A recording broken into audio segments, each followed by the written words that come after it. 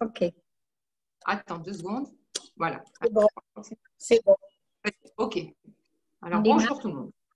Alors, bonjour tout le monde. Bonjour, chers amis. Alors, Chodesh Tov Umborach, on est le 2 Av, bientôt le 3 Av, bientôt Tisha B'Av, on est dans la semaine des 9 jours. Et on se prépare à un très, très grand Shabbat. Vous allez dire tous les Shabbats, c'est un grand Shabbat. Mais Mamash, ce Shabbat, dans la période qu'on est en train de vivre, dans les 3 semaines, c'est un très, très grand Shabbat qui s'appelle Shabbat Chazon.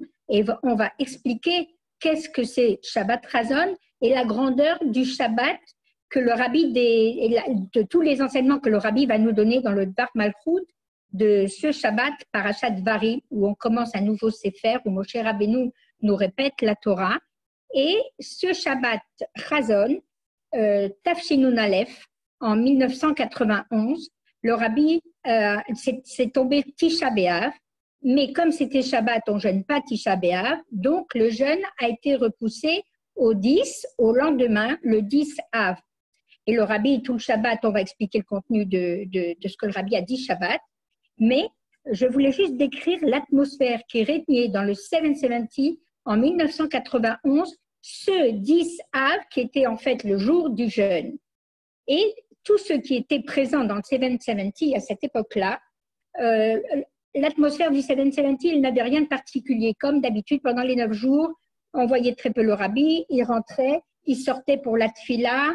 On n'entendait pas les nigunim puisqu'on ne chante pas. Pendant les 9 jours, on n'a pas le droit de mettre de la musique.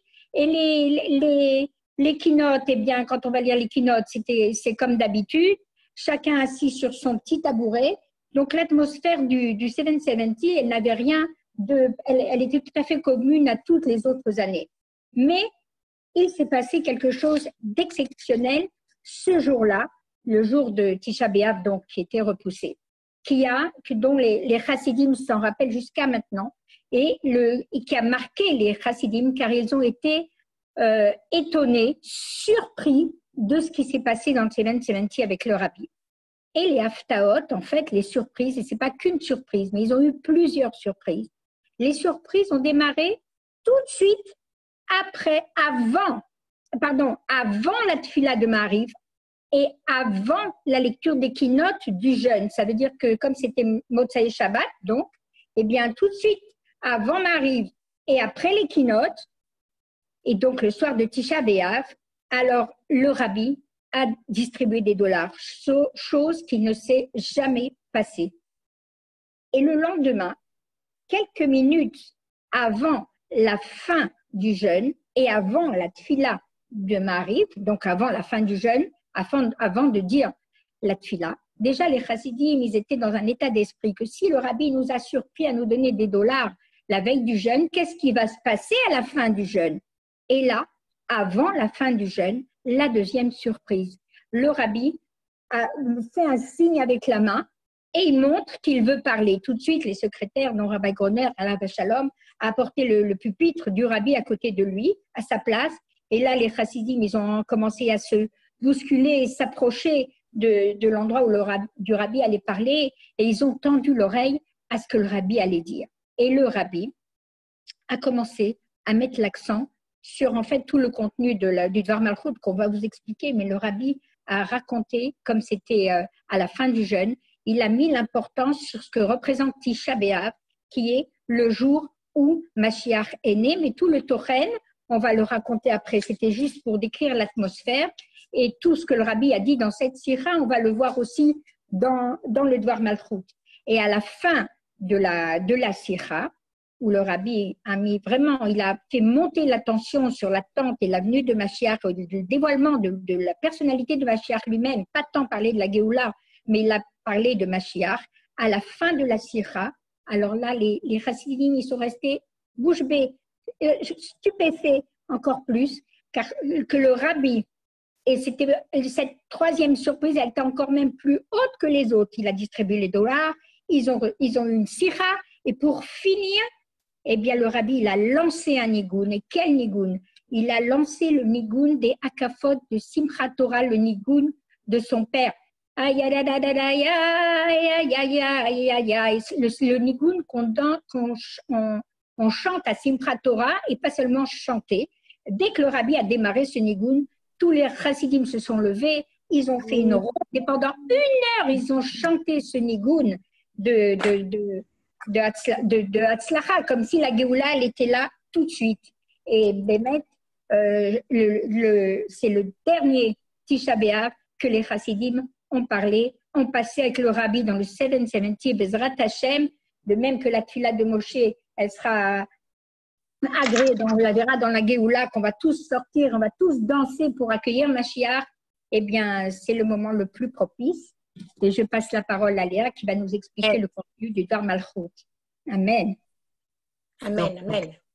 Comme on voit, le rabbi cette année-là, il a changé ses habitudes et avec le recul, on comprend qu'il a agi pour que ces 3 semaines-là, elle cache en elle-même les moments les plus hauts, les moments où il peut dévoiler le Beth Amikdash à chaque instant. C'est le moment le plus propice. C'est pareil contradictoire que de dire d'un côté, c'est les 3 semaines les plus basses spirituellement, mais de notre côté, c'est les moments les plus propices à la venue de Mashiach. C'est comme on pourrait expliquer, d'après tout ce que j'ai entendu, ça m'a donné cette vision-là. C'est comme si qu'il y avait un diamant enveloppé dans une grosse pierre et qu'on ne peut pas voir ce diamant et qu'on voit que la pierre qui est difficile. Et là, le rabbi, ce fameux Shabbat et dimanche, donc Yud Av, il a cassé la pierre. Et il a commencé à dévoiler ce qui se cachait à l'intérieur de de Tisha B'Av. Et donc, je peux vous dire que jusqu'à maintenant, à chaque fois que j'arrivais sur cette sikha, quand Tisha B'Av ne tombait pas Shabbat, je sautais, je me disais, ça ne nous concerne pas, il n'y a pas besoin d'étudier ça ne nous concerne pas. Et là, grâce à toutes les shiurim qui sont donnés en ce moment, on a compris à quel point c'est important d'étudier cette sikha-là, parce que c'est le commencement du dévoilement de la force de Tisha B'Av. Et que justement, par le fait qu'on étudie ça, alors on prend les kelim que le rabbi nous a donnés pour transformer Tisha B'Av et pour le libérer de cette emprise et de révéler que c'est le plus grand diamant. Et donc, le rabbi commence donc ces jours-là, ils sont très propices à la venue de Mashiach. Et que, comme on dit que Hakelo Bechol Sheyavo, c'est-à-dire que chaque jour, dans tous les jours de notre vie, on doit attendre que Mashiach il arrive d'un instant à l'autre, on doit se préparer à sa venue.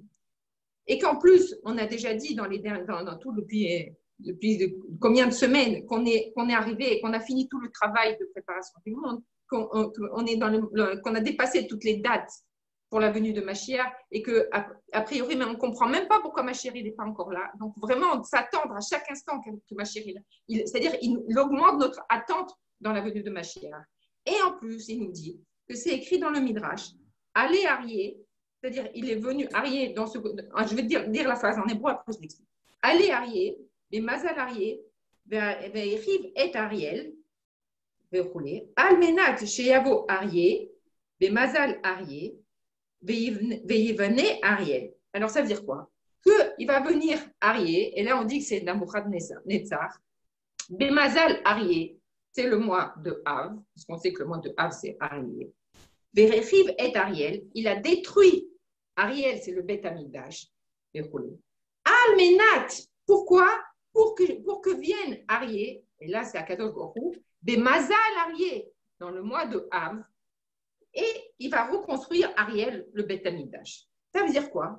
Ça veut dire que, après le rabbi l'explique plus en profondeur, que Kadosh Baruch Hu, il est soumis à la Torah comme nous, on est soumis à la Torah. C'est-à-dire que dans la halakha, on n'a pas le droit de casser, par exemple, un mur dans une Beth Knesset ou de détruire une Beth Knesset si ce n'est pas pour la reconstruire, l'agrandir ou la rendre plus belle. On n'a pas le droit de toucher une Beth Knesset stam comme ça, de dire j'ai besoin de la place, allez, personne ne se sert de cette Beth Knesset, allez, je vais l'enlever un petit peu, comme ça j'aurai plus de place. À sourd.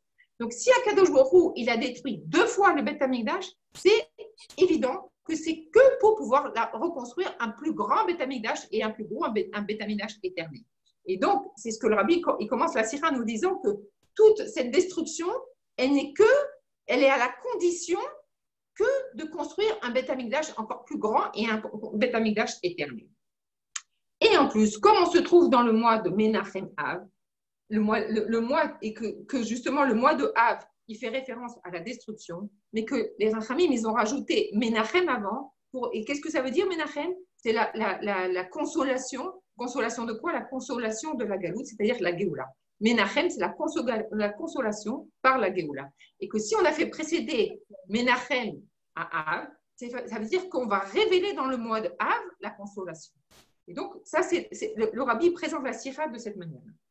Et ensuite, il va dans les plus profondeurs. Et il dit, et que dans le Chodesh de Av, il y a encore quelque chose de plus grand. Comme on peut le voir le jour même de Tisha B'Av, c'est écrit, on va vous dire exactement, dans Yerushalayim, Brachot. Dans le Talmud Yerushalmi. Talmud Yerushalmi. Et aussi dans Yalkut Shimoni aussi. Que à Tisha B'Av est né Mashiach. Alors on raconte cette histoire que pendant la destruction du Beth Amikdash, il y avait un juif qui vivait très très loin et qui était en train de labourer son champ. Et il était en train de labourer son champ et à ce moment-là, sa vache, elle a meublé, mais d'une manière très bizarre. Et à ce moment-là, arrive un arabe, on dit que c'est Eliyahu Hanavi qui s'est mis dans le corps d'un arabe, et il lui dit, juif, arrête-toi, tu sais pas que le Beth Amikdash, il est en train de brûler et toi, tu es en train de t'occuper de ton champ. Le juif, tout de suite, il s'arrête et il ne sait pas quoi faire. Et à peine il s'arrête comme ça, l'arabe, il revient et il lui dit, tu peux recommencer parce que maintenant est né le libérateur, est né Mashiach. Alors il lui dit, et quel est son nom? Il lui a dit, Menachem Shemo. Alors ce juif, qu'est-ce qu'il a décidé? Il s'est dit, il a tout vendu. Et il s'est mis il lui a demandé où c'est qu'il habitait, où c'est qu'est né cet enfant. Il lui a dit, à Bethléem. Et donc ce juif-là, il a vendu tout ce qu'il avait et il est arrivé dans la place du marché de Bethléem parce qu'il ne savait pas où c'est qu'il allait voir où cet enfant il allait naître. Il était né. Et il a commencé à vendre des affaires de bébé. Et donc, les femmes sont arrivées pour acheter des affaires. Et à chaque femme, il leur disait, comment s'appelle ton bébé? Comment s'appelle ton bébé? Et arrivée une, elle lui a dit, non, moi, je ne peux pas acheter, je n'ai pas d'argent. Comment s'appelle ton bébé? Elle lui a dit, Menachem. Et donc, il a compris que c'était de cette bébé. Et elle lui a dit, de toute façon, je n'ai pas d'argent. Et mon fils, il est né sous un très mauvais présage, puisqu'il est né exactement à l'heure où le Beth Amikdash, il a brûlé. Et donc, il a compris que cet enfant-là, c'était lui dont parlait Eliyahu Hanavi, c'était lui le libérateur. Alors, il lui a dit, écoute, tu n'as rien besoin de me payer, je te donne tout ce qu'il faut et je reviendrai prendre de ses nouvelles.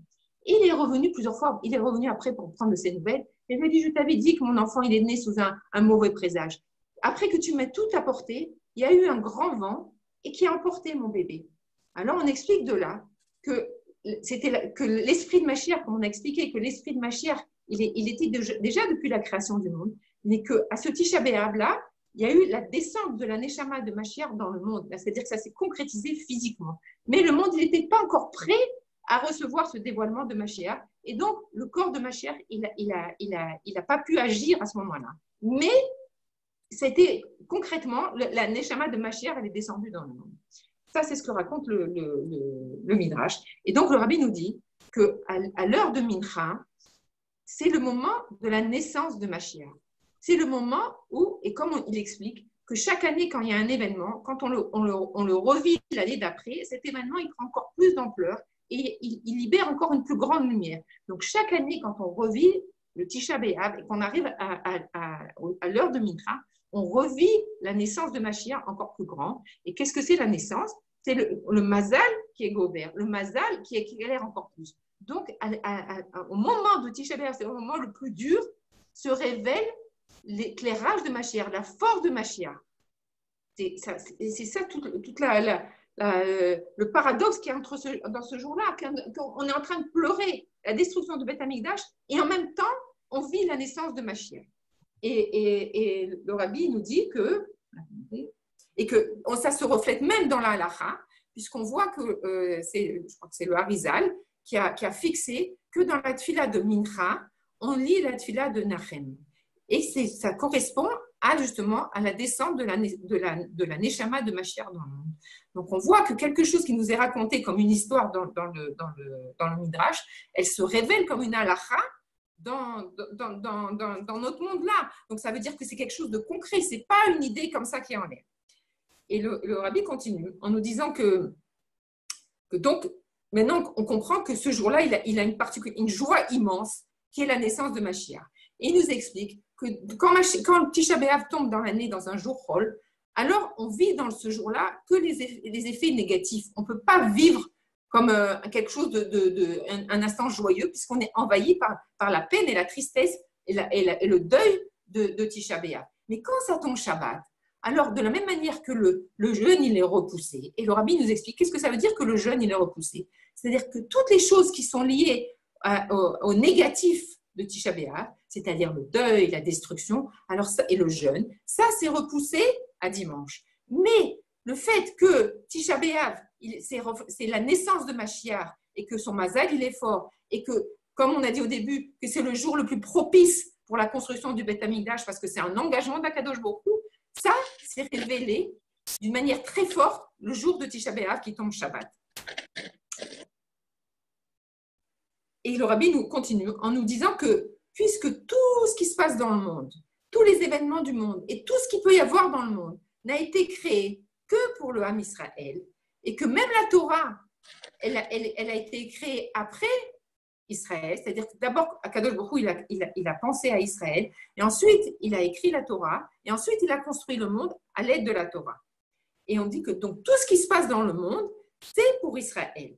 Donc, si on sait qu'on est le but du monde, donc on ne peut pas penser que Tisha B'Av, c'est la destruction c'est une destruction tellement grande qui nous réduit à rien. Au contraire, on doit voir déjà rien qu'avec tous les éléments qu'on a vus maintenant, que Tisha B'Av, il reflète une force extraordinaire qui ne nous est pas encore révélée. Mais c'est une force extraordinaire qu'on va essayer de révéler, justement. Et donc, comme on va voir pour Shabbat, il nous dit, le rabbi, que si on regarde chaque jour de la semaine, il a, comme on pourrait dire, un benzoug. C'est-à-dire, on dit que dimanche, il va avec vendredi, parce que dimanche, c'est 1, et vendredi, c'est 7, et c'est 6, alors ça fait 7. Le lundi, c'est 2, et il va avec le Yom Hamishi, qui est 5, ça fait 7. Et ainsi de suite. Mardi, il va avec mercredi. Et qu'est-ce qu'on voit? Il reste Shabbat. Shabbat, il va avec quoi? Il n'a pas de benzoug. Eh bien, Shabbat, on nous dit que Shabbat, ça va avec le Ham Israël qui aussi n'arrive pas à se faire avec les autres peuples du monde. Le Ham Israël, il a toujours été de côté, il ne peut pas se mélanger avec les autres peuples du monde. Donc, le benzoug de Shabbat, c'est le Ham Israël. Et de la même manière que Shabbat, il reflète la Géoula, puisqu'on sait que c'est un reflet de la Géoula. Donc, la même chose, le Ham Israël, il a en lui, il a toute son but, c'est la Géoula. Donc, on voit que pourquoi les deux choses, elles sont ensemble.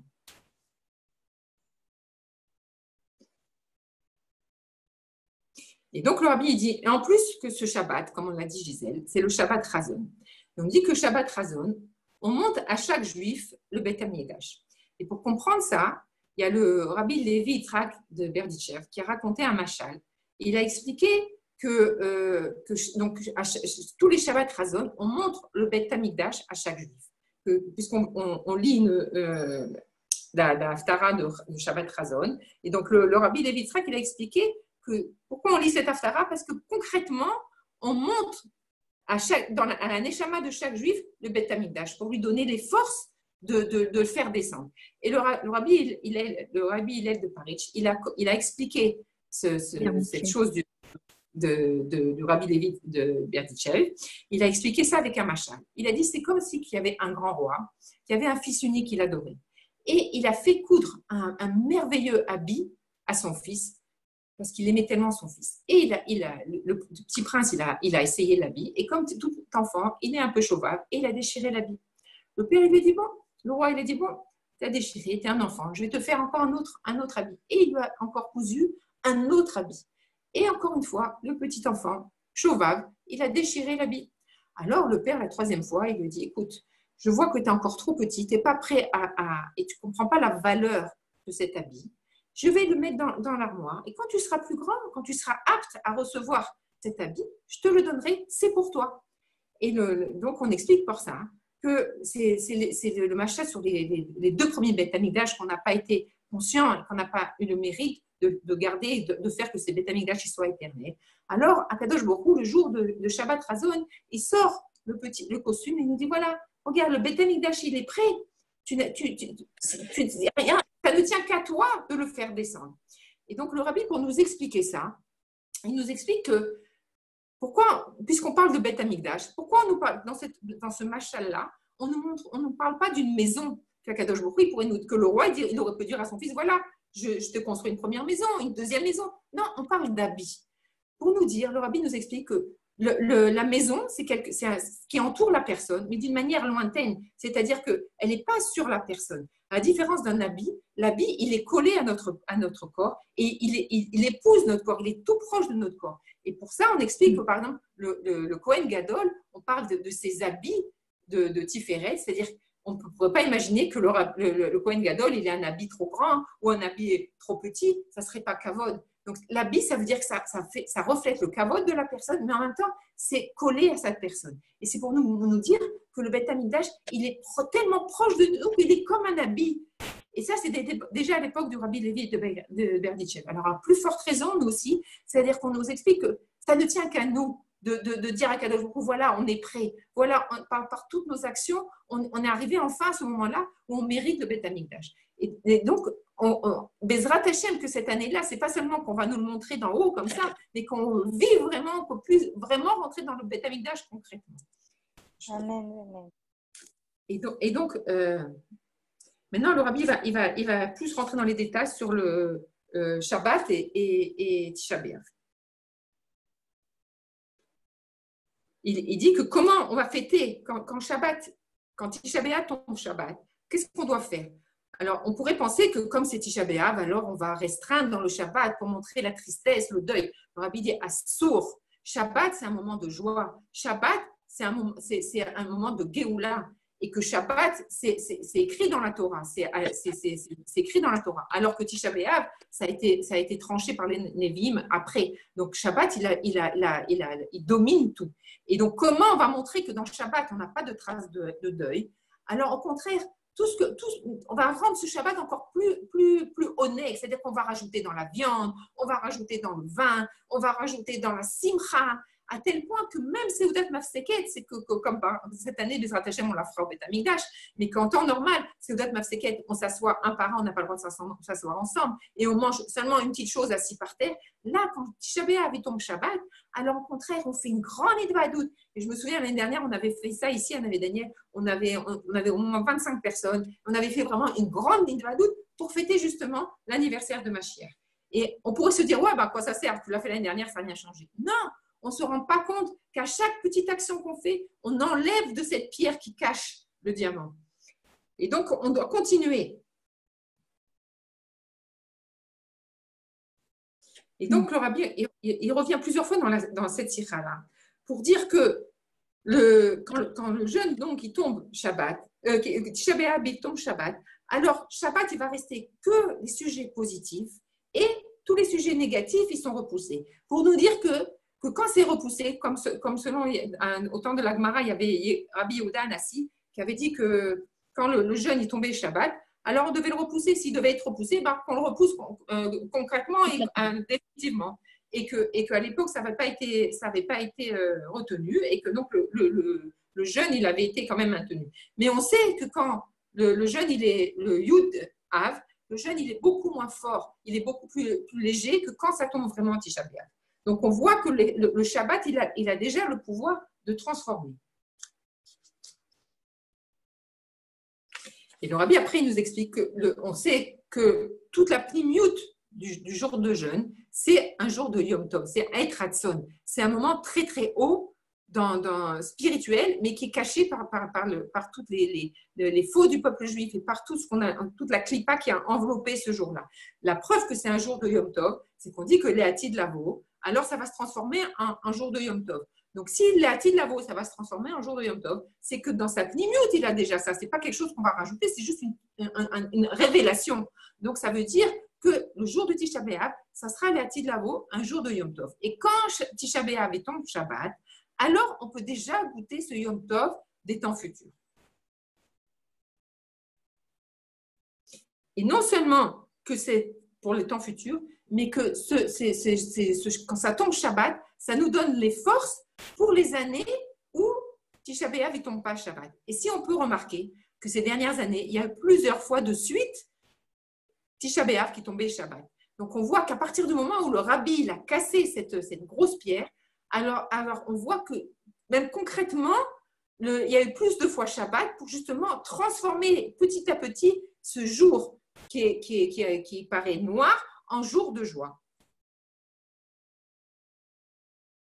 Donc, le rabbi, après, il continue en dire que justement, le moment le plus haut de Tisha B'Av, c'est à l'instant de Mincha, à l'instant de Seudat Mashiach, et que justement, cette Seudat Mashiach, elle doit complètement se transformer, et vraiment, on doit ressentir, puisqu'on sait que la Seudat Shlishit, on dit elle a un rapport avec la Tid Lavo, puisqu'on sait que chez Chabad, on ne se lave pas forcément les mains pour faire Seudat Shlishit, parce qu'on dit que c'est tellement haut, on étudie des mamarim, on chante des nigonim, on n'est pas obligé de se laver les mains parce qu'on dit que c'est tellement haut que ça n'a plus de rapport avec le monde physique. Donc, on voit que, encore une fois, que la naissance de Mashiach et la Géoula, c'est vraiment, ça se reflète à cet instant-là. Maintenant, le rabbi, il va rentrer vraiment dans une réflexion qui est vraiment, il n'y a que Mashiach qui peut nous parler de ça. Il nous explique que quand Tisha B'Av, il tombe Shabbat, alors Shabbat, on va manger, et le jour d'après, qui est dimanche, qui est Yud Av, alors on jeûne. Et il nous dit, ça ressemble à quoi? Ça ressemble à Yom Kippour, puisque Yom Kippour, c'est le 10 du mois, et le 9 du mois, la veille, qu'est-ce qu'on nous dit? On nous dit que tout celui qui mange beaucoup le 9, et que c'est une mitzvah de manger beaucoup, alors on considère qu'il aura jeûné le 9 et le 10. Et le rabbi nous dit c'est exactement la même chose. Et c'est pas seulement, on ne peut pas dire que c'est simplement un jeu de numéros, que comme par hasard, ça tombe le 9 et le 10, alors que aussi, nous aussi, que quand Tisha B'Av tombe Shabbat et qu'on va bien manger Shabbat, alors ça sera considéré comme comme 2 jours de jeûne. Le rabbi nous dit que si maintenant on est tellement proche que Mashiach va arriver tout de suite là, alors ce Tisha B'Av, il n'y aura pas de jeûne le 10. Et donc, on va voir que ce jour de Tisha B'Av, il va se transformer en jour où on va recevoir le Beth Amikdash. Et le lendemain, bien entendu, qu'on ne va pas jeûner. Et donc, ça sera aussi un jour de joie. Pour nous dire que déjà, on peut quand même goûter à cette lumière qui aura les Hatid Lavo. Si vous avez des questions, allez-y, parce que je ne sais pas si j'arrive bien à expliquer toute cette force-là.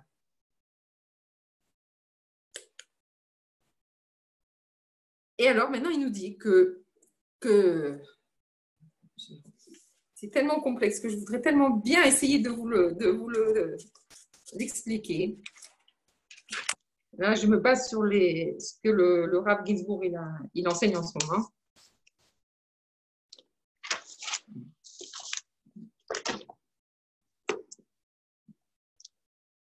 Il nous explique. Maintenant, il va nous parler du 15 Av.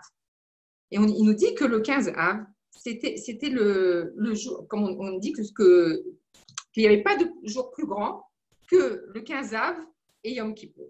Maintenant, on peut se dire, mais attends, quel rapport? Maintenant, on est en train de parler de Tisha B'Av. D'accord, il nous a dit qu'il y avait un lien avec Yom Kippour, mais en vérité, on ne voit pas très bien ce lien. Quel rapport entre Yom Kippour, qui est un jour, ce n'est pas un jour de tristesse, ce n'est pas un jour de deuil, Chas v'Shalom, c'est un jour de joie, un jour d'union avec Akadosh Baruch Hu, avec Tisha B'Av, qui est un jour de destruction. On ne voit pas le rapport. Et maintenant, il continue sur sa réflexion en nous disant que le 15 Av, il vient réparer Tisha B'Av.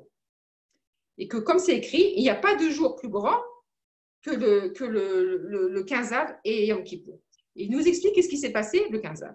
Quand on revient à l'époque des Meraglim, quand ils ont fait leur rapport en disant qu'il ne fallait pas monter en Eretz Israël, alors il y a eu le décret que toutes ces générations devaient mourir dans le désert. Et donc, concrètement, tous les Tisha B'Av, ils devaient creuser leur tombe et ils devaient s'allonger dans la tombe. Et le matin, ceux qui se réveillaient, ils recouvraient les corps de ceux qui étaient morts. Et c'était comme ça tous les jours de Tisha B'Av. Et le dernier Tisha B'Av, ils se sont donc couchés, ceux qui restaient, ils se sont couchés dans leur tombe. Et le matin, ils ont vu que tout le monde était en vie. Alors, qu'est-ce qu'ils ont pensé? Ils ont dit, peut-être on s'est trompé de jour. Peut-être que ce n'est pas vraiment Tisha B'Av.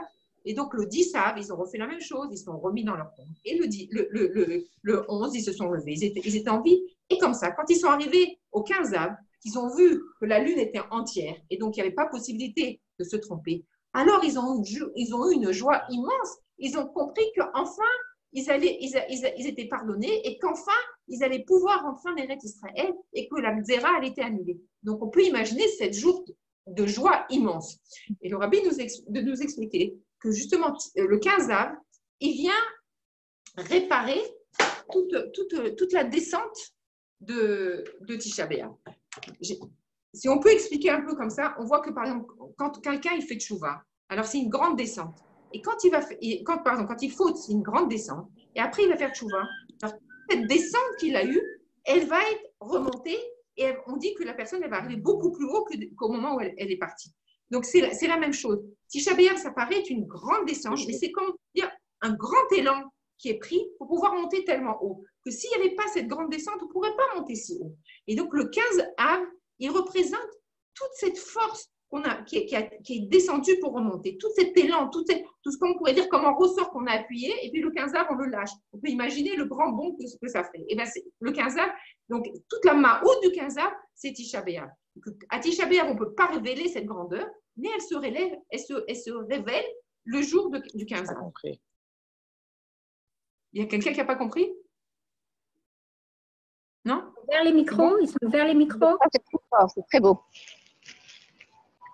Non, on comprend, hein, Léa. Je ne comprends pas pourquoi tu t'inquiètes. Et donc, le 15 av, c'est donc on a dit le tikkun de Tisha B'Av, et c'est le Yom Tov. C'est vraiment Yom Tov comparé à Kippour. Et donc, maintenant, on va voir le lien qu'il y a entre Tisha B'Av et Yom Kippour dans la profondeur. Parce que bien sûr, on a compris que si le rabbi compare le 9 et le 10 av avec le 9 et le 10 Tishri, ce n'est pas simplement des numéros. Donc, quand le Yom Kippour, c'est quoi? Yom Kippour, c'est le jour du pardon, on le sait. Et c'est aussi le jour de mariage, on dit. C'est le jour du mariage avec le Am Israël. Pourquoi? Parce qu'on sait qu'à Shavuot, Moshe Rabbeinu, il est descendu avec les premières tables. Enfin, il est monté et il est redescendu le 17 Tammuz avec les premières tables. Et que Shavuot, ça représente le mariage de Am Israël et d'Akadosh Baruch Hu. Mais après, les tables, elles ont été cassées. Et donc après, Moshe, il est remonté. D'ailleurs, on est dans la période où Moshe demande le pardon. Et après, il est redescendu le 29 Av. Et il est remonté Rosh Chodesh et Loul avec les nouvelles tables qu'il a fait lui-même. Comment, Méa? Oui. Il y a du bruit, ferme le micro. Vous pouvez faire le micro. Et donc, il est redescendu le 10 Tishri avec les nouvelles tables. Et c'est donc le mariage avec le Ham Israël. C'est le mariage, comme on a dit que toute chose, après Tchouva, on est beaucoup plus haut. Donc, la Maala de Yom Kippour, elle est encore plus grande que la Maala qu'il y avait à Shavuot. Et donc, c'est pareil avec Tisha B'Av qui tombe au Shabbat. Que Tisha B'Av, ça a la force et ça représente, d'accord, la descente la plus basse, mais qui va nous amener à la dimension la plus haute qui puisse exister.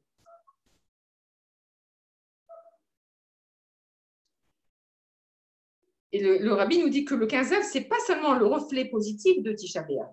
Parce qu'on sait que Tisha B'Av, on a dit que c'est le mazal de Mashiach, que le mazal de Mashiach, il est très fort et il domine. Et c'est quoi le mazal de Mashiach? C'est la volonté d'Akadosh Baruch Hu de nous libérer. Et donc, quand c'est Shabbat, toutes ces forces-là, elles sont dévoilées.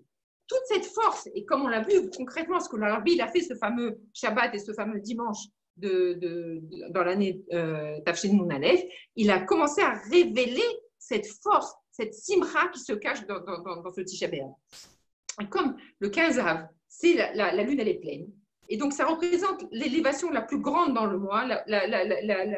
Ça représente la Sfirat de Malchut, comme on dit, puisqu'on sait que la Sfirat de Malchut, elle fait référence à David, puisqu'on sait que Davka, tout de suite après Tisha B'Av, on fait Birkat Levana. Et pourquoi on fait Birkat Levana tout de suite après Tisha B'Av? Puisque Tisha B'Av, c'est la naissance de Mashiach. Donc, tout de suite après Tisha B'Av, on fait la bracha, la lune, qui représente la malchoute de Mashiach.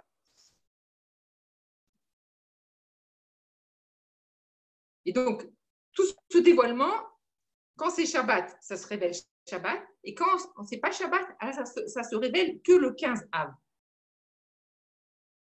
Et donc, plus la descente elle est grande et plus l'élévation elle est grande. Donc, on peut imaginer avec tout ce qu'on vit en ce moment, qu'est-ce qu'on va mériter? Que toute cette descente-là, c'est pour arriver à des palais, à des choses extraordinaires qu'on va vivre. Alors, au lieu de se morfondre, à chaque fois qu'on a un petit angoisse comme ça, on va se dire, mais grâce à d'ailleurs, c'est tout le Tania d'aujourd'hui, que toutes les souffrances, on doit remercier Akadosh Baruch Hu parce que ça nous fait mériter, ça nous nettoie. Alors, essayez de se pénétrer de ça dans la joie, de se dire que tout ce qui se passe maintenant, c'est pour arriver à des palais, à des choses extraordinaires qui vont arriver.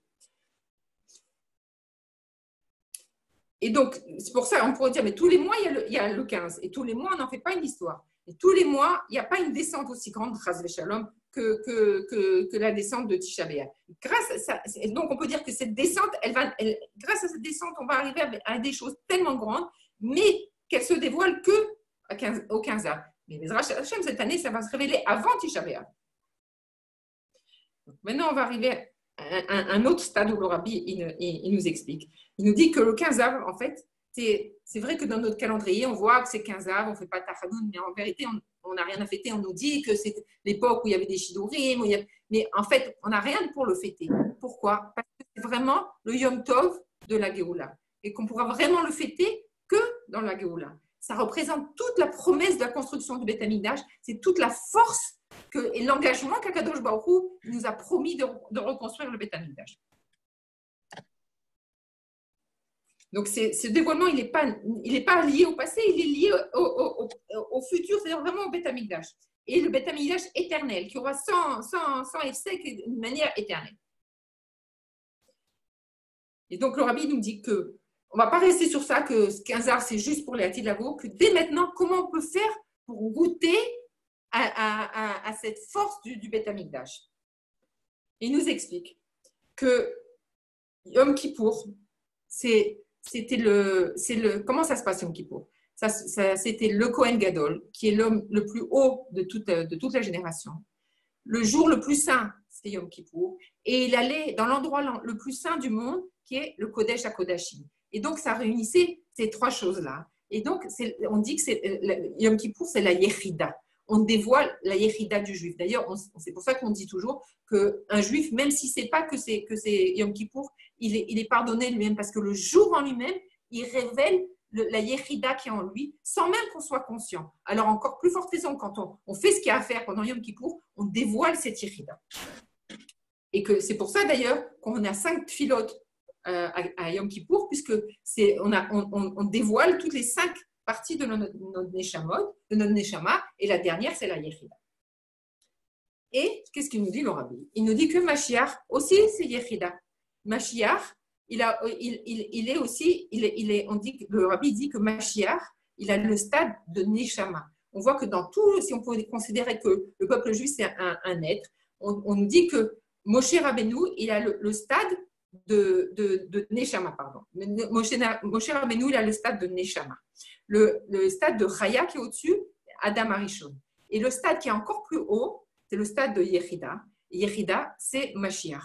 Donc, Mashiach en lui-même, il représente la Yechida de tout le Ham Israël. Et donc, c'est ça le rapport qu'il y a avec Yom Kippour. Yom Kippour, c'est le jour de Yechida, où le peuple d'Israël, il a sa Yechida qui est en éveil, et que c'est le jour de la Yechida, le jour unique où il y a le guilouille de ce degré-là. Et Mashiach, il est lui-même cette Yechida. Et il comprend en lui toutes les Neshamot du peuple d'Israël. Et maintenant, on voit encore, une fois que le Rabbi nous a expliqué ça, il nous descend plus concrètement pour qu'on voit à quel point ce sujet-là, il est fort et il est impliqué dans la vie de tous les jours.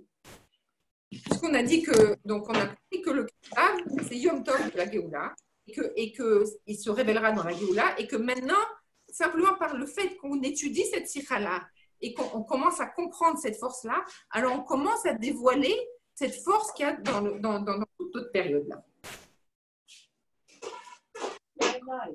Donc, comme ça, on voit qu'on a deux... S'il vous plaît, vous pouvez éteindre vos micros parce qu'on entend beaucoup de bruit.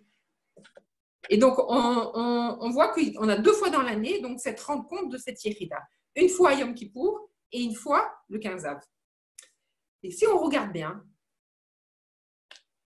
après Tisha B'Av, on va lire pendant 7 Shabbatot, des Shabbat de Nechama. Et c'est le minhag d'Israël que donc de chaque Shabbat, on lit une haftara qui nous console, si on peut dire. Et donc, on va lier donc Tisha B'Av à Rosh Hashanah par ces 7 semaines de consolation. Et on sait que Rosh Hashanah, on l'appelle aussi dans certains endroits que c'est Yom Kippour. Et même que de Rosh Hashanah jusqu'à Yom Kippour, il y a les 10 jours de Teshuvah. Donc, en vérité, on voit qu'à partir de Tisha B'Av, c'est une suite qui nous amène directement à Yom Kippour. C'est déjà lié. Par les événements, par la Haftara, on est lié déjà à Yom Kippour. Et on sait aussi que le Rabbi nous dit qu'à partir du 15 Av, on commence à se souhaiter Shana Tova, que vous soyez inscrits. Donc encore on voit cette force qu'il y a qui va lier tous les événements.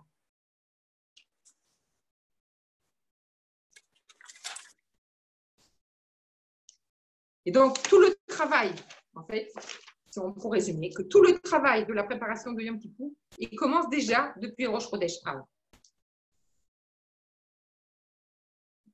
Parce que dès qu'on rentre dans le mois de Av et qu'on approche encore plus de Tisha B'Av, on rentre dans une période qui commence par une descente apparente et qui ensuite il va se terminer par une grande élévation, mais qui va faire que d'élévation en élévation. On va parler de 15 Av et après tous les jours on va aller de s'élever en élévation en élévation.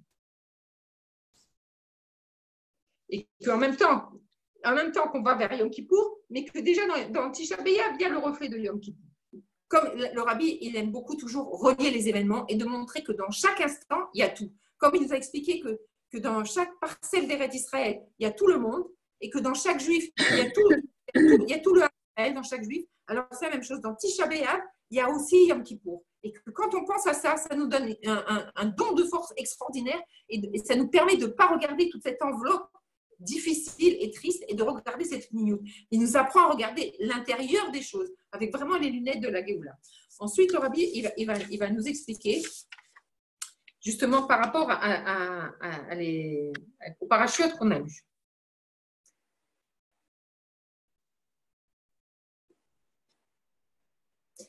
Il nous redit encore que c'est une mitzvah d'attendre Mashiach chaque instant. Et pas de l'attendre comme il va venir dans un long moment, mais de l'attendre comme on pourrait dire, comme on attend le bus, on sait qu'il doit venir à une certaine heure, mais quand arrive l'heure du bus, alors on le guette, et quand on le voit arriver, on a déjà pris nos affaires, on est prêt à monter dans le bus. C'est comme ça qu'on doit attendre Mashiach à chaque instant.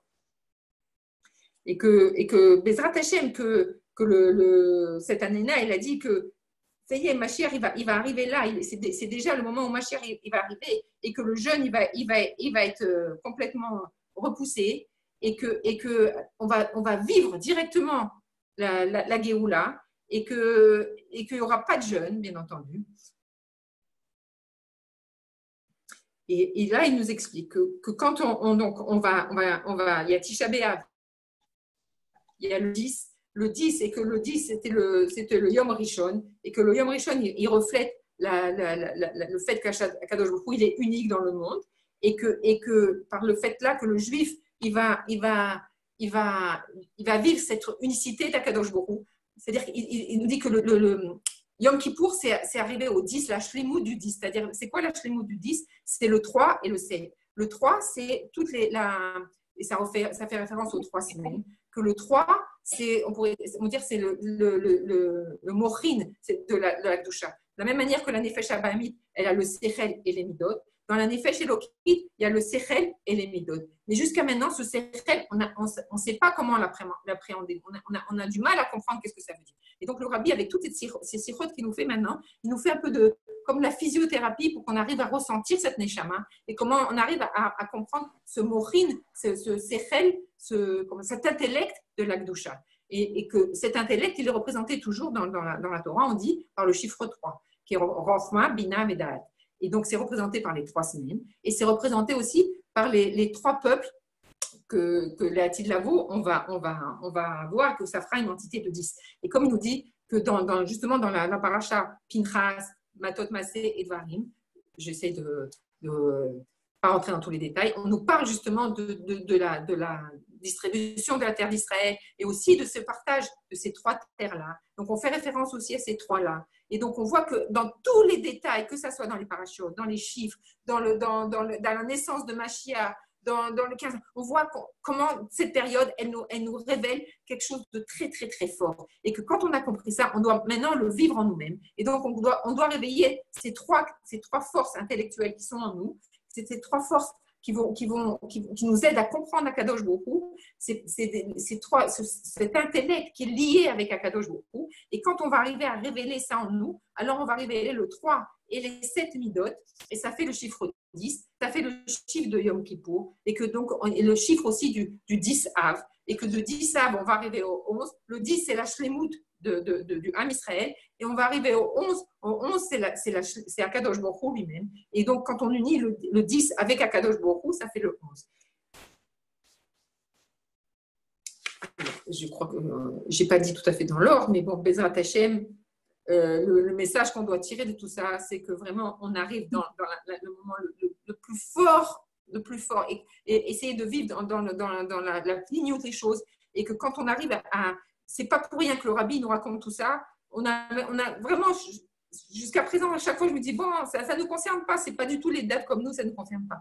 Mais non, au contraire, le rabbi, il nous détaille tout ça, parce qu'il a ouvert la porte, justement, pour cette transformation grâce au Shabbat, où on peut vivre le Mazal de Mashiach, l'anniversaire de Mashiach, et que maintenant, il nous livre à nous ce travail-là de transformer ces 3 semaines, même quand ce n'est pas Shabbat. Et que chaque Shabbat qu'on vit, bien sûr, il nous donne encore une force, pour la force de transformer les jours Chol, mais que maintenant, le Rabbi, il nous a donné tout ce travail-là, et nous, c'est juste par la vision qu'on a de ces 3 semaines.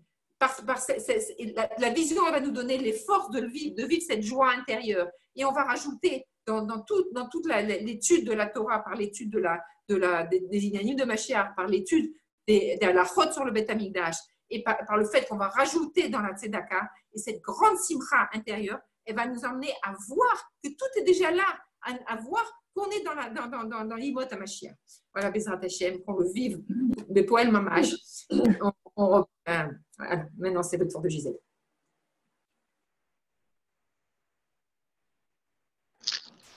C'est bon? Vous avez des questions? C'est la pause. Yes.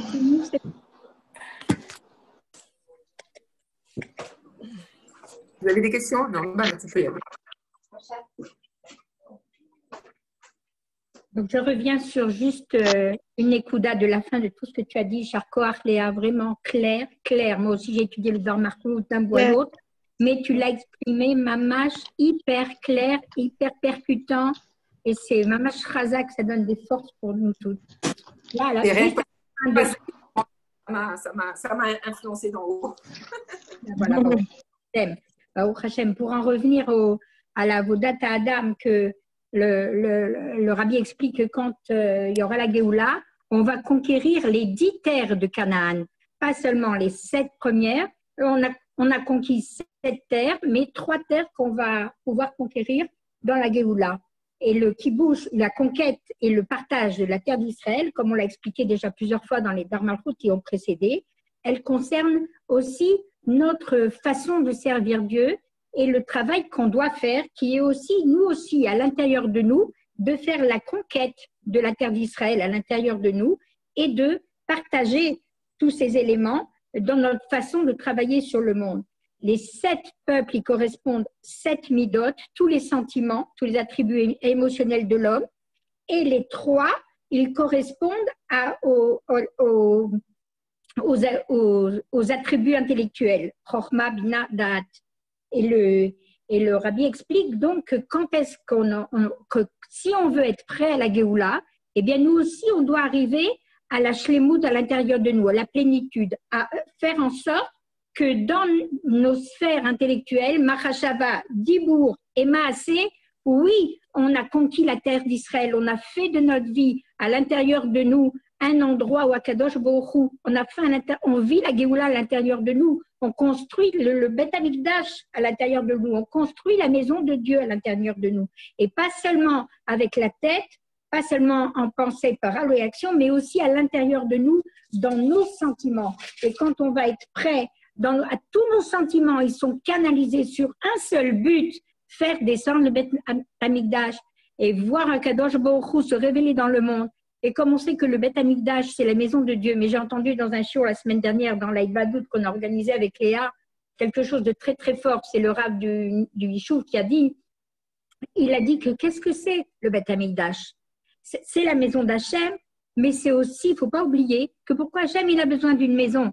Hachem, dans la Géoula, il va se marier avec nous. On est son Ben-Zoug, on est son associé, on est sa moitié. Hachem nous aime et nous, on aime Hachem. Et quand on dit que la Shrina, elle est Begalout, eh bien la Shrina, elle est Begalout. Pourquoi? Parce que nous, on est dans l'exil, parce qu'on n'est pas réunis avec Dieu dans la maison du couple Akadosh Baruch Hu des 7 Israël, dans laquelle on peut avoir cette proximité, cette intimité avec Akadosh Baruch Hu. Et donc le Beth Amikdash, on veut la Géoula, pas seulement pour Akadosh Baruch Hu qui se dévoile dans ce monde. Nous, on a besoin de voir Akadosh Baruch Hu et d'être proche de lui. Et donc le moment qu'on vit, et donc cette Nekuda-là, elle est très très forte, elle a un rapport avec cette période dans laquelle qu'on s'approche de Tisha B'Av. Et comme l'a longuement expliqué Léa, que Tisha B'Av, c'est le moment propice du Gilouï de Mashiach, puisque Mashiach est né à Tisha B'Av. Mais c'est aussi tout le Inyan du mois de Av. Tout le mois de Av, il comporte en lui tout le sujet de la Nechama, tout le sujet de la consolation. Et Tisha B'Av en particulier, c'est le jour le plus propice pour la Géoula, à tel point, comme l'a dit Léa, que dans la Halacha, le Maasé, dans la Tfila de Mincha de Tisha B'Av, on rajoute dans la Mida Nachem les paroles de consolation sur la Géoula. Donc, Tisha B'Av et ces 9 jours, on l'a bien compris, ce sont des jours propices pour Mamash à accéder à la Géoula. Et ce lien de Gilouï Mashiach, le Rabbi continue dans le Darnakut, on le voit très clairement dans la parasha de Va'et Hanan, puisqu'à Mincha de Shabbat, on lit déjà le Rishon de la parasha suivante. Donc, Mincha de Shabbat, on va lire le début de la parasha de Va'et Hanan. Et qu'est-ce qu'on voit dans le début de la parasha de Va'et Hanan?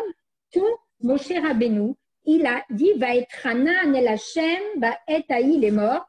J'ai imploré l'Éternel en ce temps-là en disant Hashem Elohim, Ata, Dieu éternel, Hashem, le nom de Dieu, ineffable, dont on ne connaît pas la prononciation exacte, Elohim, celui, Akadosh Baruch Hu, qui se manifeste dans la nature.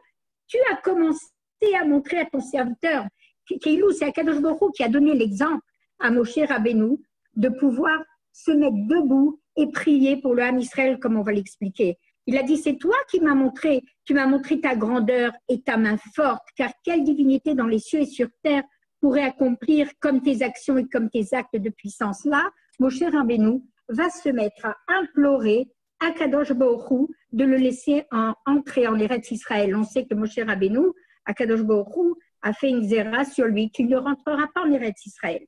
Et là, Moshe Rabbeinu, avec politesse, il dit à Kadosh Baruch Hu, si je me permets de me mettre debout maintenant devant toi pour t'implorer de me laisser entrer en Eretz Israël, eh bien, je le fais parce que tu m'as donné l'exemple. Car Hashem, Elohim, c'est l'expression de la miséricorde de Dieu dans la rigueur. Hashem, Elohim, on demande à Dieu, même si on voit la galoute autour de nous, d'être miséricordieux, de révéler ce niveau de Yud Kevavke qu'on verra, la Shrina Begalouille dans la Géoula. Et Moshe Rabbeinu, c'est pas une chutzpah, il a pris sur lui de s'approcher de Dieu, de dire de même que toi, tu es miséricordieux. Moi aussi, j'implore ta miséricorde pour moi, et pas seulement pour lui, mais pour les Bnei Israël. Laisse-moi entrer en Israël. Et le rabbi d'expliquer que si pour cette fila, en plus, il a fait pas seulement une fila, il a prononcé 415 filotes, qui est la valeur numérique du mot Va'et Hanan. Donc, c'est vraiment une supplication profonde, incessante que Moshe Rabbeinu a fait à Kadosh Baruch Hu. Une supplication de, en fait, ne pas le laisser dans le désert, mais rentrer en Israël, de ne pas nous laisser dans la galoute, mais de rentrer à 515, pas 415, je me suis trompée dans les Oui, chiffres. Ok, Raya, vérifier. j'ai vérifié. Kol hakavod, merci. Donc 415 fois l'Honora. Le Inyan, c'est qu'il a 515, 515. Je ne suis pas forte en maths et pourtant j'ai eu 16 au bac en maths. Je ne sais plus où j'ai mis ma tête, l'Honora. Alors maintenant, le rabbi de poser la question. On connaît le klal, un klal, que la Torah, elle est éternelle. Tous les enseignements de la Torah sont éternels. Et donc, s'ils sont éternels et qu'ils existent pour toujours, et donc ça donne un enseignement pour nous, quel que soit le temps et l'endroit, alors une question se soulève. Quelle est la aura éternelle du fait que va être Ananel Hashem, de la tfila de Moshe Rabbeinu à Kadosh Baruch Hu, de rentrer en Eretz Israël? C'est en fait qui cette tfila, sauf 515 fois, elle ne s'est pas réalisée concrètement, puisque Moshe Rabbeinu est resté dans le désert avec sa génération. Et donc, quelle est la aura éternelle pour nous? Qu'est-ce qu'on apprend de là? Et le rabbi d'expliquer. Il est clair que la tfila de Moshe Rabbeinu, puisqu'elle ne s'est pas accomplie à cette époque, elle reste encore betokef, elle est toujours valide et même encore plus forte qu'avant. Pourquoi? Parce que c'est évident qu'elle va s'accomplir un jour. Et à plus forte raison que la Torah nous enseigne que la tfila d'un tzaddik, comme il est écrit, tzaddik gozer ve'akadosh baruch hu mekayem, que la tfila d'un tzaddik, il a la force par sa tfila de décréter le contraire de la xéra d'Akadosh Baruch Hu. Si Akadosh Baruch Hu, il avait décrété qu'il reste dans le désert, par sa tfila, du fait qu'il est un tzaddik, il était le tzaddik de sa génération, il aurait pu faire en sorte d'annuler cette xéra et et automatiquement conduire le peuple directement à la Géoula Amitit d'Ashlema, reconstruire le Beth Amikdash et qui aurait été une Baït Nitzri, et on n'aurait pas dû passer par le premier et le deuxième Beth Amikdash détruit, on aurait été directement dans la Géoula Amitit d'Ashlema. Mais on ne sait pas pourquoi, il y a différentes raisons. Concrètement, on ne sait pas pourquoi la tfila de Moshe Rabbeinu, elle ne s'est pas réalisée concrètement dans ce monde-ci matériel, mais la tfila elle-même de Moshe Rabbeinu, c'est évident qu'elle est éternelle et qu'elle va se réaliser un jour.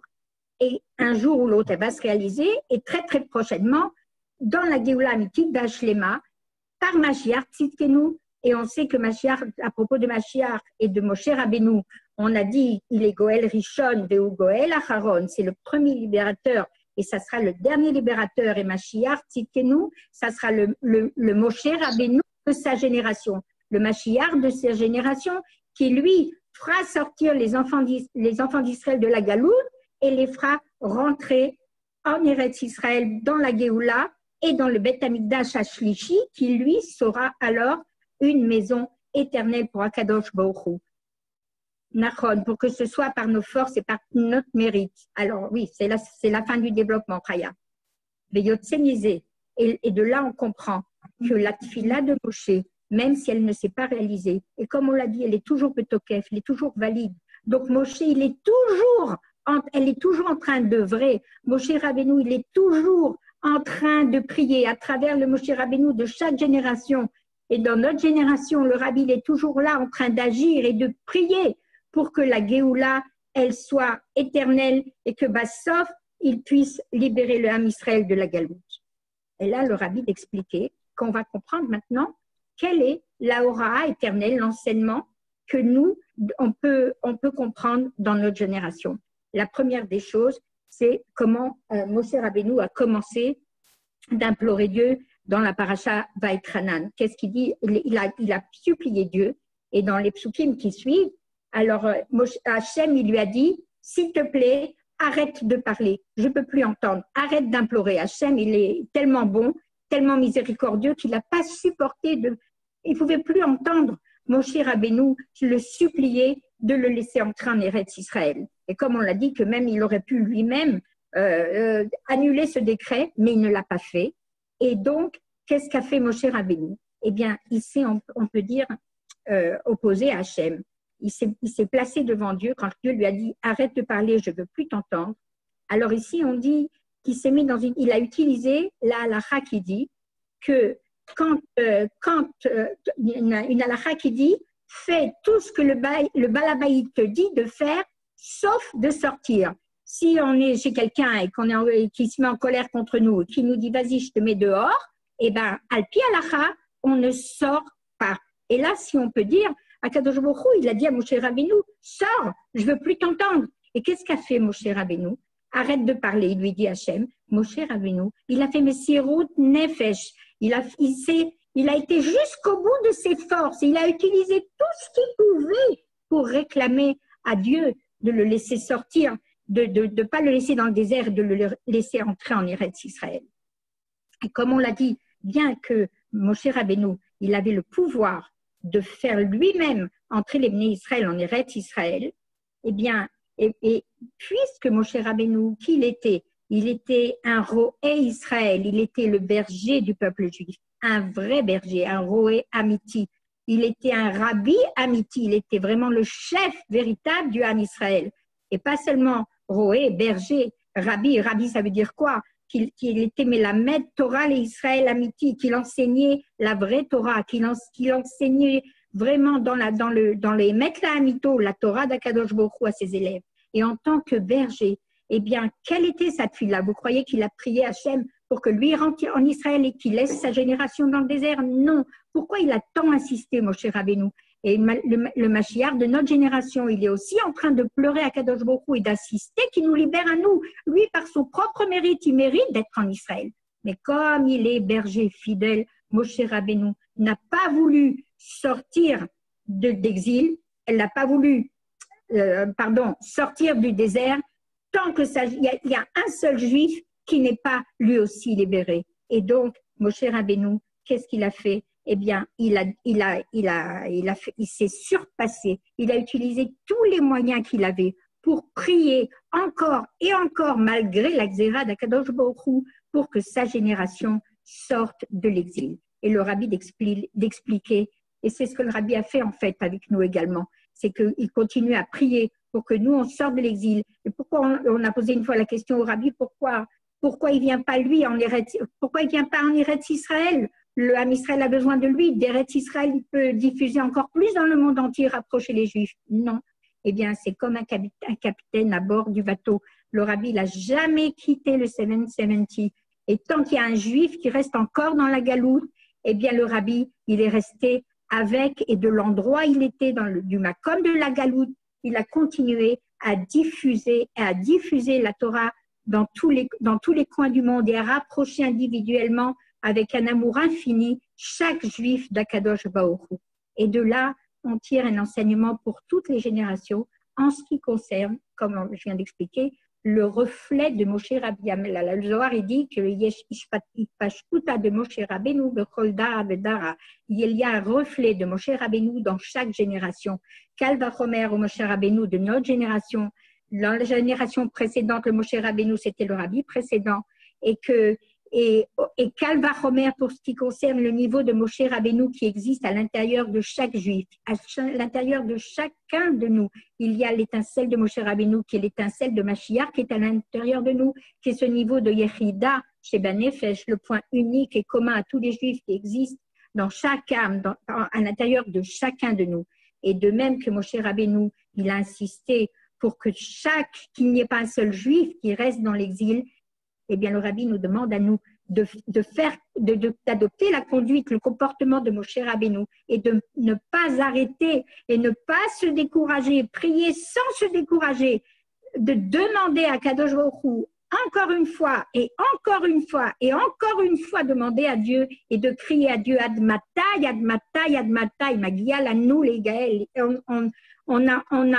On mérite maintenant, après tout ce qu'on a fait, tout ce qu'on a vécu, de sortir de cet exil. Et donc la hora pour nous maintenant, c'est de demander, de crier de toute notre âme. Et dans ces moments propices, qu'on se rapproche de Tisha B'Av ou le Mazal du Melech HaMashiach, il est gover. C'est le jour de la naissance du Mashiach. Et le rabbi nous a expliqué que le jour de la naissance, le Mazal de la personne, il est gover.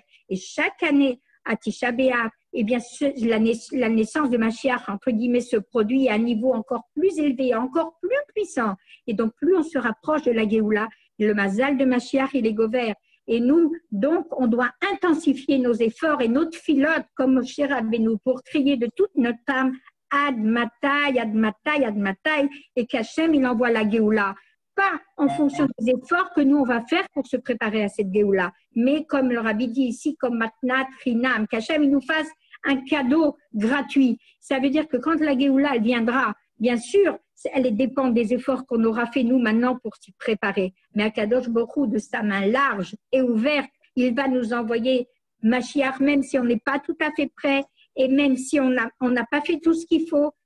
Akadosh Baruch Hu, il voit juste l'effort que chacun y fait dans la matière et il attend dans ce domaine et il attend en particulier qu'on crie de toute notre âme Ad Matam. Et là, il nous enverra le Moshe Goël Rishon, il nous enverra le Goël Acharon, le dernier libérateur, et nous amènera dans le Bet Hamikdash Ashlishi qui va descendre tout près du ciel, comme le Rabbi le dit ici.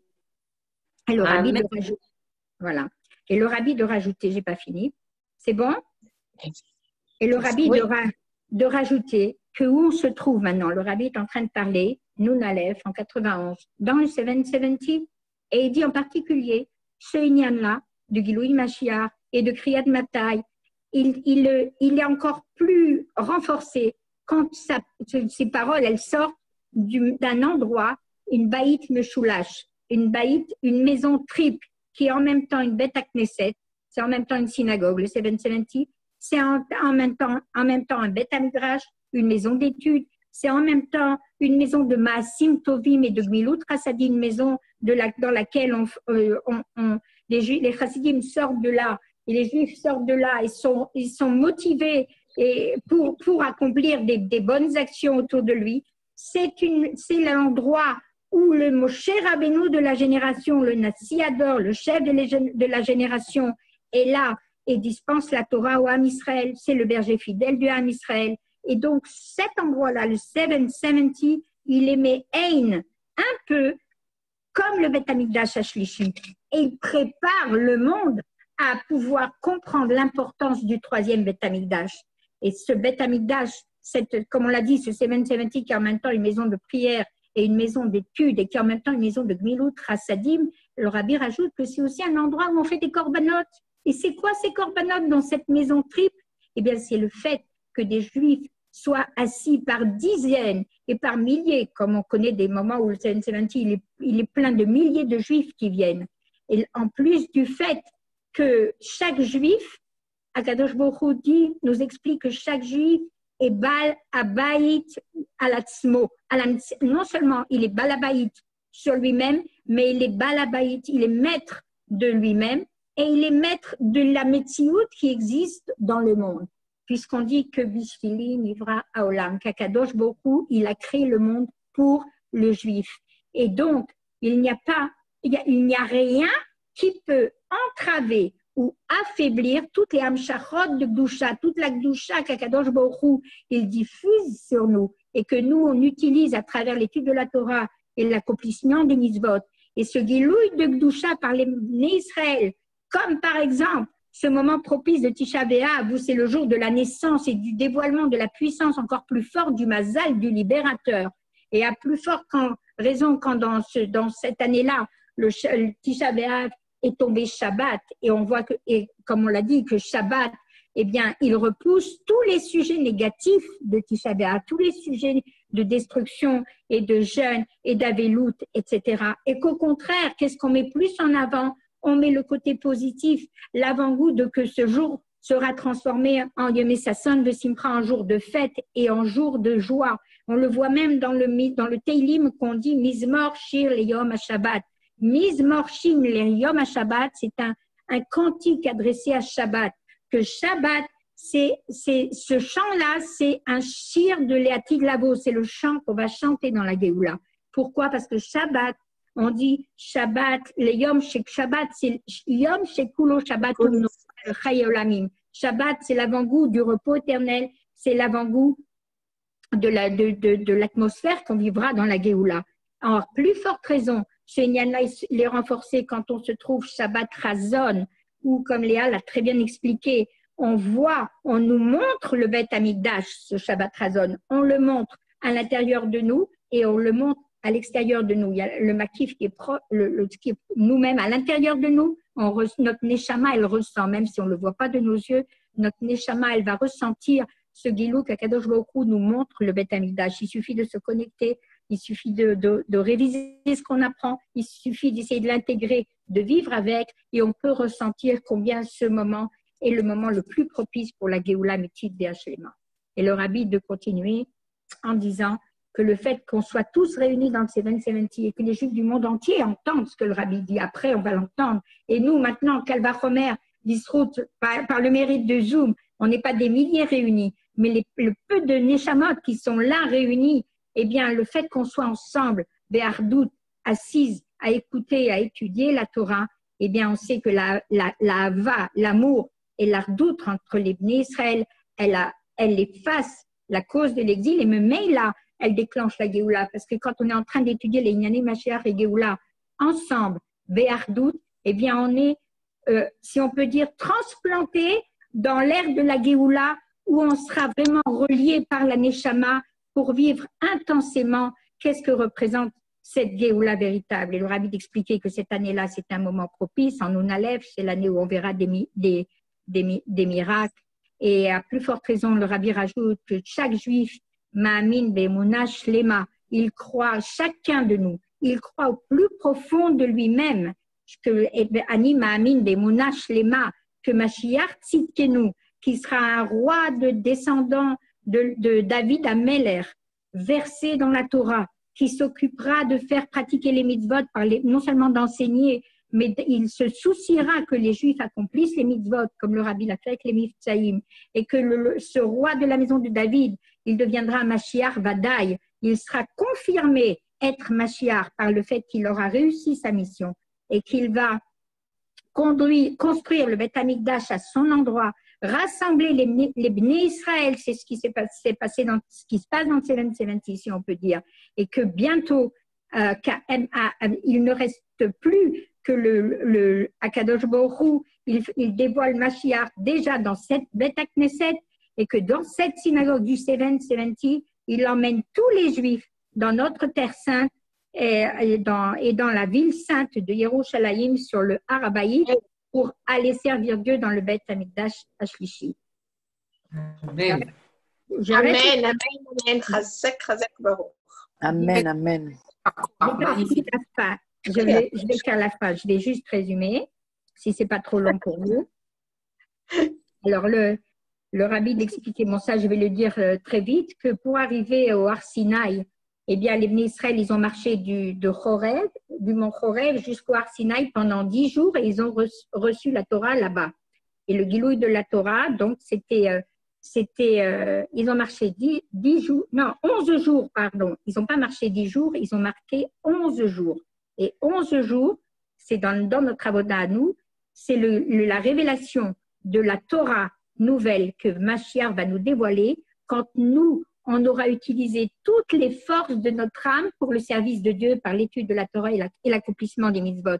Donc aussi ce niveau de 11 qui est après Simchat Torah, qui est après Tisha B'Av, eh bien il a un autre potentiel de faire que Mashiach va nous enseigner déjà la Torah nouvelle. Il est né à Tisha B'Av et il va nous enseigner la Torah nouvelle.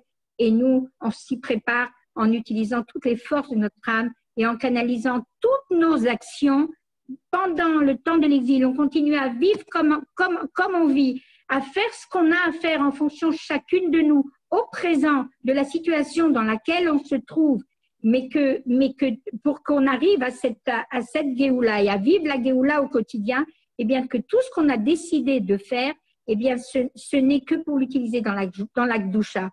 Toute notre journée, elle doit être centrée sur comment aujourd'hui, quand je vais manger, quand je vais dormir, quand je vais travailler, quand je vais voir mes enfants, quand je vais parler avec un autre, eh bien comment je vis la Géoula. Et tous les projets qu'on fait, si c'est aujourd'hui ou demain, eh bien le rabbi dit que toutes ces achlatot tovot, comme on a l'habitude de prendre des bonnes résolutions pendant les réunions chassidique ou quand on étudie ensemble, eh bien, ça fait partie de nos projets pour l'avenir, de ce qu'on va décider de faire pour faire venir Mashiach encore plus vite.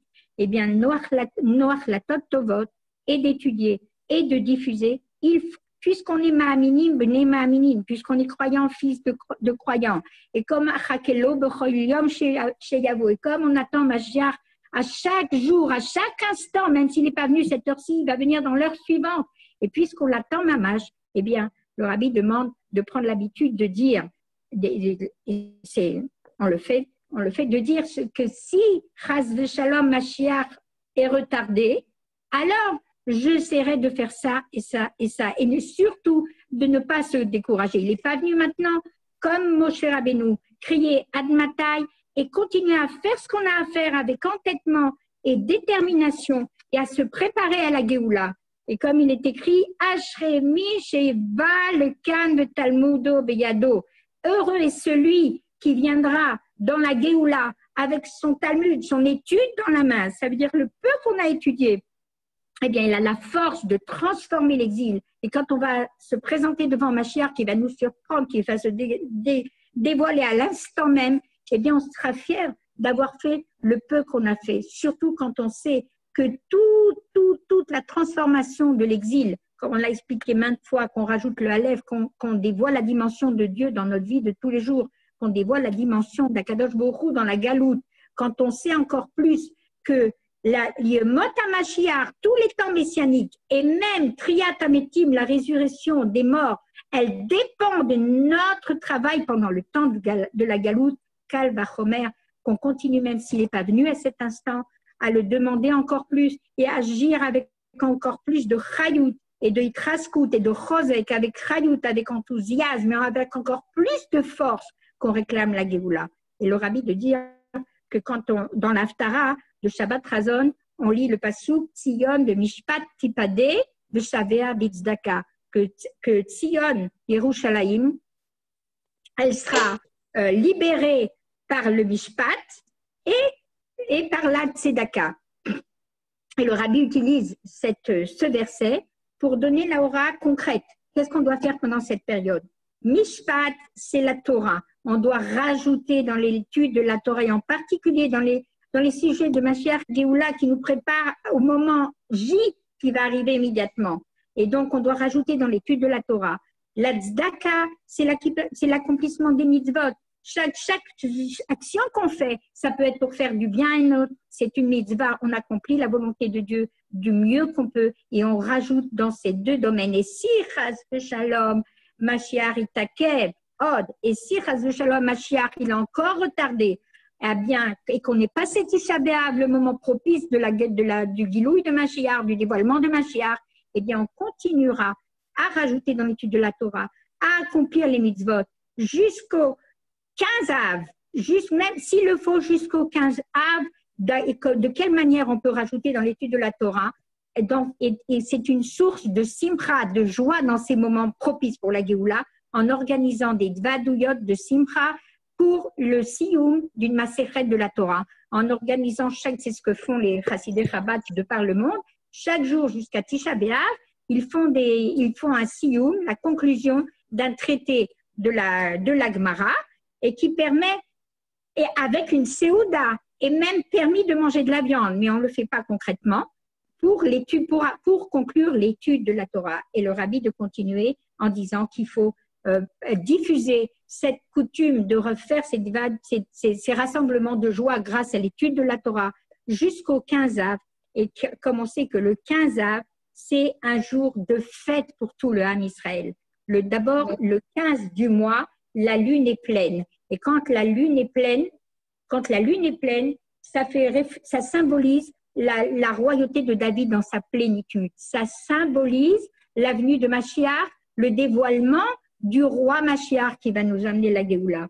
Et donc, quand on arrive le 15 Av, qui est un jour tellement grand que la Torah dit que Loayu Yamim Tovim les Israël, que Shchamisha Asar Be'av, qu'il n'y a pas eu de jour de fête aussi grand dans tout le calendrier juif que le jour du 15 Av, qui est maintenant pour nous, qui représente le jour du mariage, où les jeunes filles juives sortaient s'échanger les robes. Vous connaissez toute l'histoire que ce jour-là, c'est un moment propice pour les mariages et les chatounot. Et le rabbi dit justement qu'il faut utiliser le 15 av pour faire une très, très grande vadout de joie, avec une seouda, comme si c'était un mariage. À plus forte raison quand on se trouve là où on en est maintenant, 5780, à la fin, avant la deuxième partie du 6e millénaire, avant qu'on arrive à la fin de 6000 ans, et que toutes les dates limites pour la Géoula, elles ont été déjà dépassées, que le rabbi précédent a dit que si on fait tchouva, on aura la Géoula, on a déjà dépassé ce Inyan-là, et qu'on a diffusé la Torah aux 4 coins de la terre, pas seulement que aux 4 coins de la terre, chaque juif, il peut recevoir les enseignements de la Torah et savoir ce qu'est la volonté de Dieu, mais que l'endroit même de diffusion, il est devenu une source de diffusion de la Torah elle-même. Alors le rabbi de dire, Yehi Ratzon, que même avant le 15 av, et même avant les jours qui le précèdent, Techef ou Miyad Mamash, Tavo Kvar HaGeoula, que vienne la Géoula, Ve'azai Nachrog et Tasimcha Achigdola, et à ce moment-là, on va fêter la joie la plus grande, une joie qui est au-dessus de toutes les limites. Simcha Alze, on va fêter Simcha Tageoula, la joie de la Géoula que Mashiach Tzidké nous s'est dévoilée. Et à ce moment-là, qu'est-ce qu'on va faire? Et à ce moment-là, on va amener un korban toda à Kadosh Baruch Hu. On va remercier à Kadosh Baruch Hu. Comme quelqu'un qui a été prisonnier, il doit remercier Dieu et dire Yodou Lachem Chasdo Veniflotav Livne Adam, que quelqu'un qui a été prisonnier est libéré de sa prison. Il doit remercier à Kadosh Baruch Hu. Ben nous, tout le klal Israël, on va remercier à Kadosh Baruch Hu de nous avoir délivrés de la prison de l'exil et de nous avoir transplantés immédiatement dans la Géoula Shlema. Et on sait que Hamisha Asar Be'av, le 15 av, c'est un très grand jour de fête qui est plus grand que tous les autres Yamim Tovim de l'année, plus grand que les Shalosh Regalim, Sukkot, Pessah, Shavuot, plus grand même que Purim, où on sait que la joie de Purim, c'est Ad Eloyada, qui n'a aucune limite. Et ça sera plus grand même que Simchat Torah. Et quand Mashiach va se dévoiler, on va continuer à célébrer et à fêter des vadouyot de joie, d'une joie qui dépasse toutes les limites, puisqu'il y a marqué, oui, le Beth Amikdash a été détruit le 9 av, il sera reconstruit le 9 av par l'avenue de Mashiach. Oui, merci Simcha. Et comme il y a marqué que Azimale Sochok Pinu, que quand la Géoula viendra, on n'aura que le rire dans nos bouches.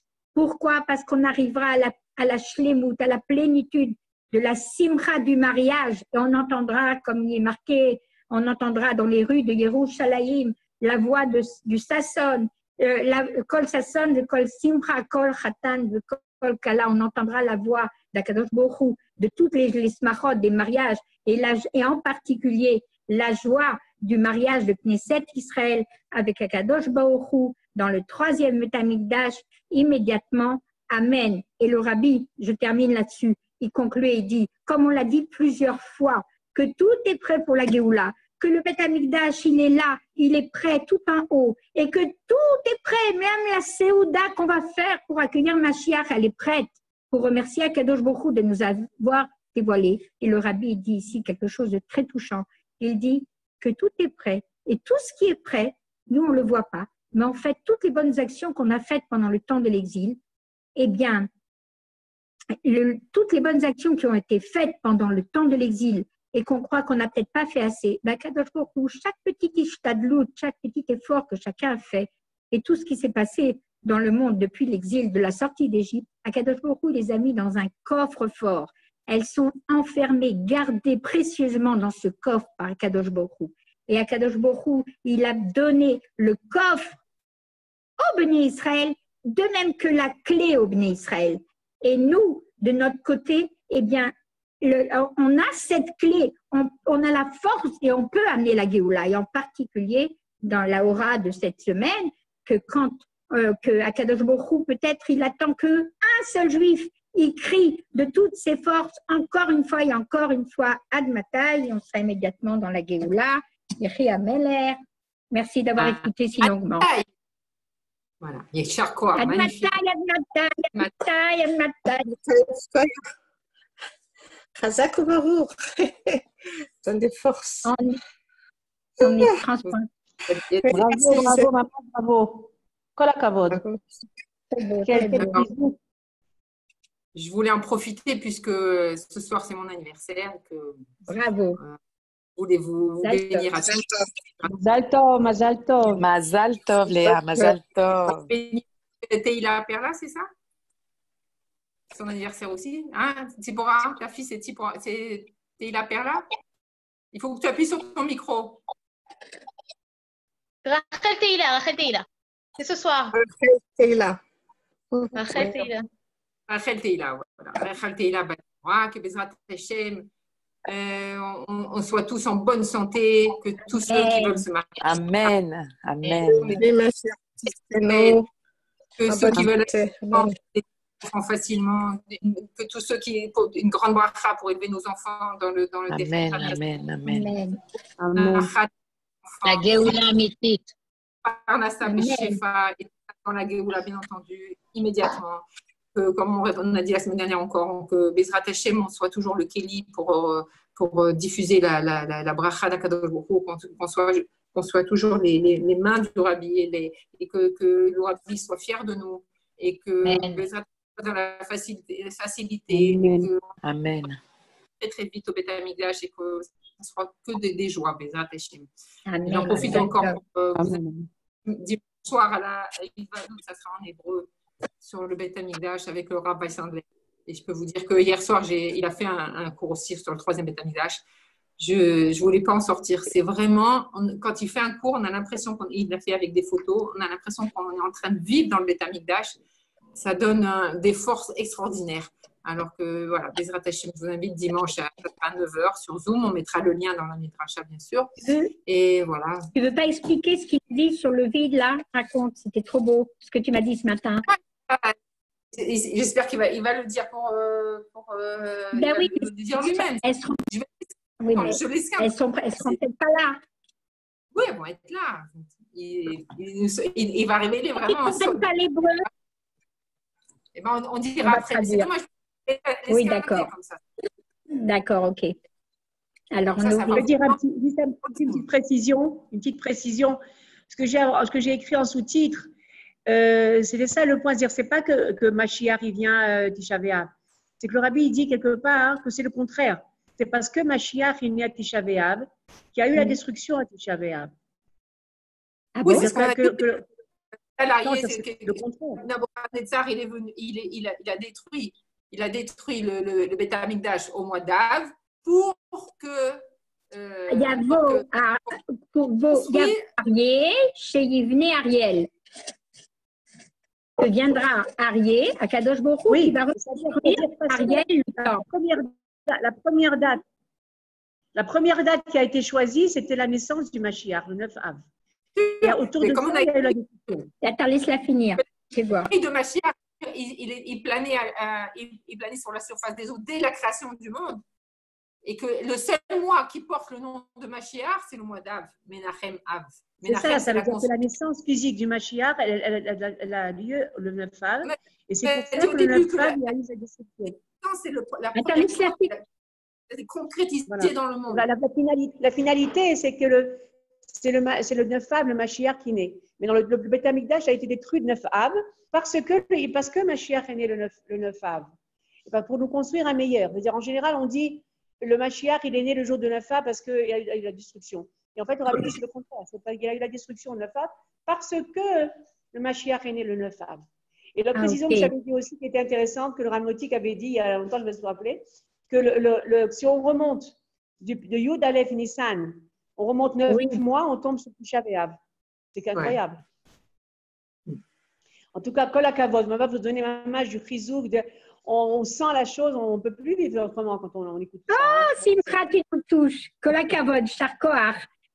Kol HaKavod. Elle est touchée par le virus du C'est dommage qu'il n'y a pas plus de monde. Ah oui, on a le virus du Dormacrout, il y a là. C'est dommage qu'il n'y ait pas plus de monde sur la ligne parce que vraiment, tout le monde devrait l'écouter, tout ça. Ben parce qu'on est à 10 heures du matin en France et peut-être on va lui demander de changer l'heure parce que c'est vrai que les gens ils ne reçoivent l'annonce que… Oui, arrête l'enregistrement Léa peut-être. Les gens ne reçoivent l'annonce que 10 minutes avant l'ouverture de la ligne. C'est pas normal. Sur Menorah Live, ils ne le publient pas avant. Alors, ceux qui sont connectés,